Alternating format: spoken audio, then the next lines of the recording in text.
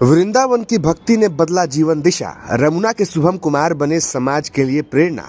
प्रखंड मुख्यालय रमुना निवासी आनंद ठाकुर के 20 वर्षीय पुत्र शुभम कुमार ने कम उम्र में ऐसा निर्णय लिया है जो आज के भौतिकवादी दौर में विरले ही देखने को मिलता है।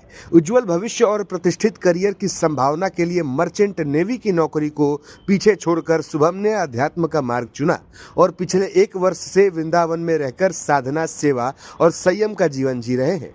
मालूम हो कि शुभम दिल्ली से अपनी पढ़ाई कर रहा था।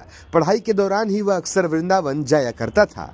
इन यात्राओं के दौरान वृंदावन की आध्यात्मिक चेतना, संतों का सानिध्य और भक्ति वातावरण ने उसके जीवन की दिशा ही बदल दी। धीरे धीरे शुभम का मन सांसारिक उपलब्धियों से हटकर आत्मिक शांति और ईश्वरीय शक्ति की ओर आकृष्ट होता चला गया। इसी क्रम में शुभम ने वृंदावन में स्वामी प्रेमानंद महाराज की शरण ग्रहण की।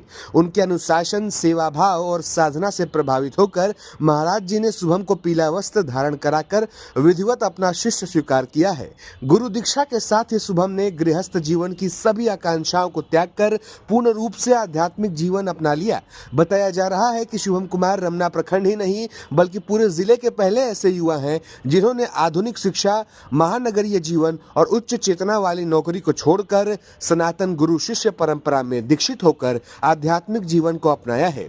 उनके इस निर्णय से न केवल रमना बल्कि आसपास के क्षेत्रों में भी व्यापक चर्चा हो रही है। शुभम के इस कदम को लेकर युवाओं के बीच विशेष संवाद शुरू हो गया है। कई युवा उनके निर्णय को आत्ममंथन और जीवन के उद्देश्य पर सोचने का अवसर मान रहे हैं। वहीं समाज के प्रबुद्ध वर्ग का कहना है कि शुभम का त्याग यह संदेश देता है कि जीवन केवल धन और पद तक सीमित नहीं है बल्कि सेवा, साधना और आत्मिक शांति उतना ही महत्वपूर्ण है।